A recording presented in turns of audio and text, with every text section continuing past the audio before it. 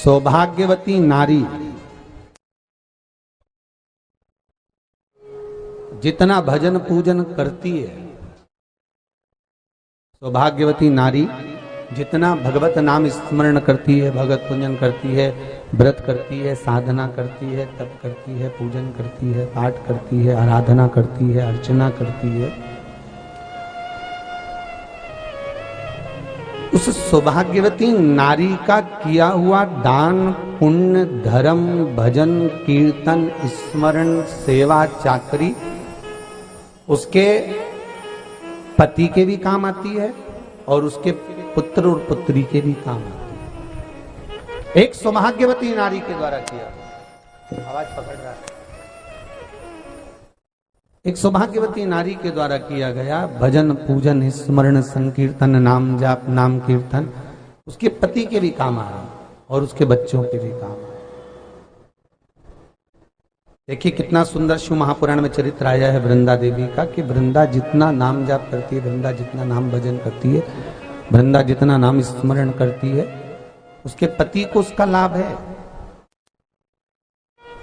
मर के व्रत का अगर आप विधान देखेंगे, और हम तो कहते हैं केवल 16 सोमवार से ही मतलब मत रखो। आप माताएं अगर एकादशी का व्रत कर रही है, सोमवार का कर रही है, मंगलवार का कर रही है, बुधवार का करे, गुरुवार का करे, चतुर्थी का करे, तीज का करे, छठ का करे, आप जो भी व्रत करते हो उस व्रत का विधान स्कंद पुराण में लिखा हुआ है। और स्कंद पुराण में क्या वर्णन लिखते हैं कि नारी जब सौभाग्यवती हो जाती है, लड़की की जब शादी हो जाती है और वो अपने पति के घर में जब रह रही होती है, पति के संग रह रही होती है, तो पति के घर में रहकर जितना भजन पूजन करती है, जितना स्मरण करती है, वो उसके द्वारा किया गया भजन, पूजन, व्रत, आराधना, उद्यापन, चाकरी, दर्शन, ये सब का फल उसके पति के खाते में भी जाता है और उसके पुत्र और पुत्री के भी खाते में जाता है। पर उसमें एक बात का विशेष ध्यान रखना, स्कंद पुराण कहती है कि आप व्रत को उठाएं। आपने व्रत उठाया, कहां उठाया? पति के घर से उठाया, ठीक है। आपने व्रत उठाया सोमवार का, 16 सोमवार का, पशुपतिनाथ का, या गुरुवार का, या मंगलवार का, या बुधवार का, जो भी व्रत आपने उठाया वो पति के घर से उठाया। अब आपका फर्ज क्या है कि व्रत आप अगर कर रही हो तो पति के घर का ही अन्न, पति के घर का ही जल,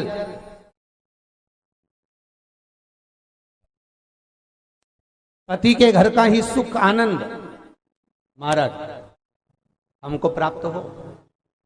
अगर व्रत करने के दिन मालूम पड़े आपके कोई तीज का व्रत, छठ का व्रत, चतुर्थी का कोई विशेष खास जो व्रत होता है, सोमवार का व्रत, पशुपति व्रत, और आप अपने मायके चली गई और मायके का अन्न जल आपने ग्रहण किया, मायके का प्रसाद ले जाकर, मायके की थाली ले जाकर, मायके का पूजन का सामान ले जाकर आपने भगवान की आराधना करी, तो स्कंद पुराण कहती है वो स्वीकृत नहीं होता, क्योंकि विवाह होने के बाद गोत्र बदल जाता है। उस गोत्र का अन्न चाहिए, उस गोत्र का भाग चाहिए। अगर बहुत रोग में ग्रसित हो ना, बहुत रोगीले हो गए ना, बहुत कोई बीमारी ज्यादा हो गई ना, तो स्थान शंकर के मंदिर के बना लो। तो जिसको हमको साफ करना है तो और वहां चंदन की एक बिंदी रखकर आना, दो स्थान बना लेना।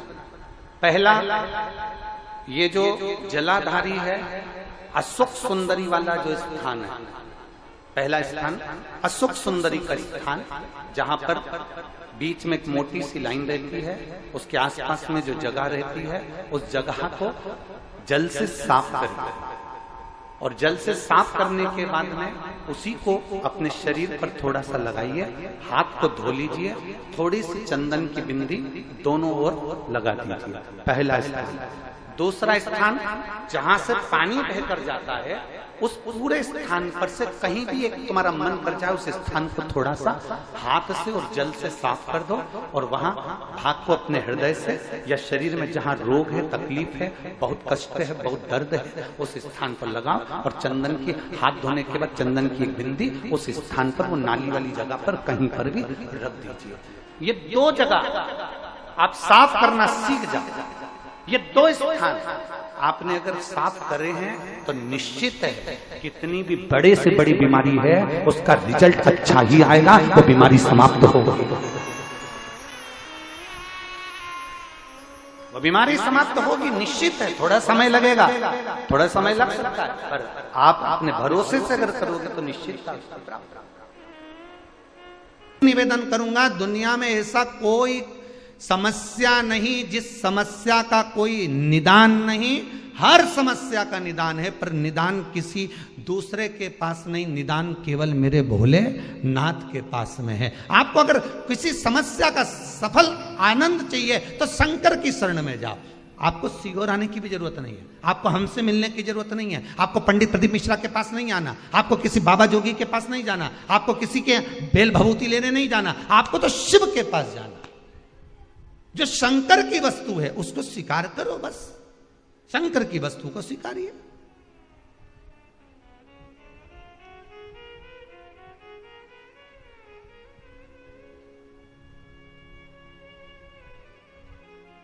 शंकर की वस्तु को स्वीकार करना चालू कर दीजिए।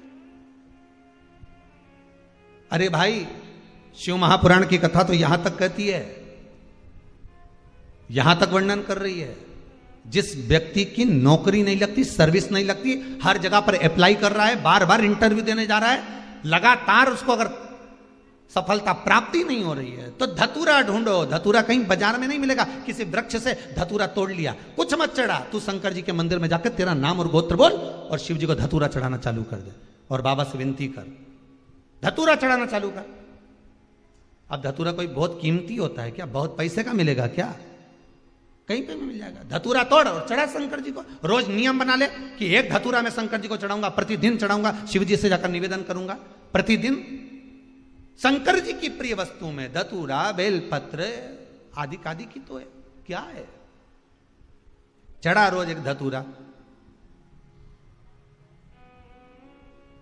फिर वही धतूरा जिसकी यहां तू इंटरव्यू देने जा रहा है उसी के सिर पे चढ़ गया। जो तूने शिव जी के चढ़ाया वही धतूरा वहां चढ़ा है, तू क्यों चिंता करता है? तत्व देखिएगा। कई लोग कहते हैं महाराज जी, जिस रुद्राक्ष को हम पहनते हैं उस रुद्राक्ष को कहां नहीं पहनकर जाना चाहिए? 5 स्थान बताएं जहां रुद्राक्ष पहनकर नहीं जाया जाता। कितने स्थान हैं? 5। और रुद्राक्ष को 5 स्थान पर पहनकर नहीं जाते, पर रुद्राक्ष के लिए वर्णन किया गया है कि रुद्राक्ष कब कब उतार कर उसको वापिस अभिमंत्रित करना चाहिए। 5 जगह पहनकर नहीं जाना चाहिए और रुद्राक्ष को अभिमंत्रित करना मतलब सीधा अमावस्या के दिन, पूर्णिमा के दिन, शिवरात्रि के दिन, श्रावण महीने के सोमवार को, प्रदोष के दिन, ये दिन आपके शरीर में जहां पर भी रुद्राक्ष है, आपके गले में अगर आप रुद्राक्ष पहने हो, आपके हस्त कमल में आप रुद्राक्ष पहने हो, आपने अपने पास में कहीं रुद्राक्ष रख रखा है, तो उस रुद्राक्ष को अमावस्या, पूर्णिमा, शिवरात्रि या श्रावण का सोमवार या प्रदोष आदि इस दिन उस रुद्राक्ष को एक बार दूध में धोने के बाद उसमें थोड़ा सा सरसों का तेल अवश्य लगाना चाहिए। क्या होगा उससे? उससे होगा क्या? शिव महापुराण की कथा कहती है, महाराज रुद्राक्ष को दूध में धोने के बाद, स्नान कराने के बाद जल से स्नान कराया, थोड़ा सा सरसों का तेल लगा दिया। महाराज क्या मिलता है उससे? तो कहा उस रुद्राक्ष में बल प्राप्त होता। कौन सा बल? जो शरीर के अंदर बीमारियां बढ़ती हैं, उस बीमारी को वो रुद्राक्ष धीरे धीरे समाप्त करना प्रारंभ कर देता है। पर एक और चीज याद रखना, जिस रुद्राक्ष के पानी को आप बीमारी के समय पर गलाकर पीते हो, उसमें सरसों का तेल नहीं लगाना।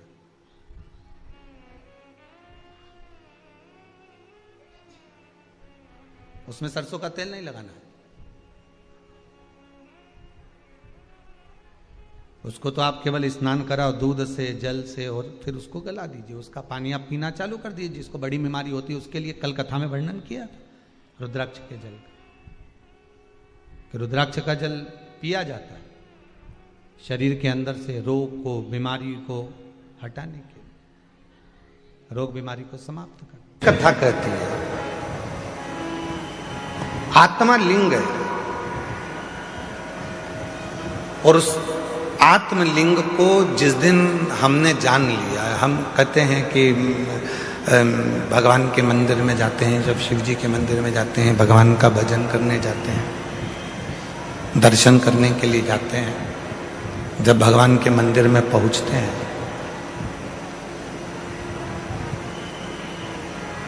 क्यों कहते हैं कि लोग कि गुरुजी एक लोटा जल और सारी समस्या का हल, ऐसा कैसे हो सकता?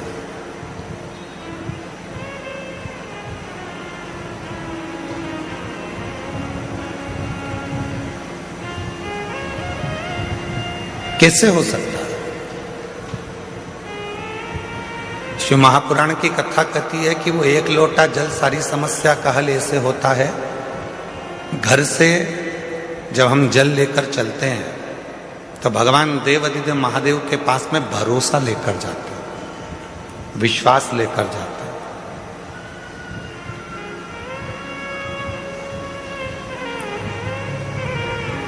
ये आत्मलिंग जब शिवलिंग के सामने जाता है, और आत्मलिंग और शिवलिंग के बीच में जो जल चढ़ाया जाता है, जो जल चढ़ता है, वो आत्मलिंग और शिवलिंग के विश्वास को, भरोसे को दृढ़ कर देता है।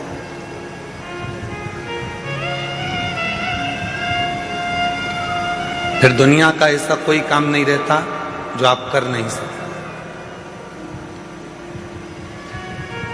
दुनिया का ऐसा कोई कार्य नहीं होगा जो आप कर नहीं पाओगे। फिर वो कार्य पूर्ण होता ही, वो कार्य सफल होता ही।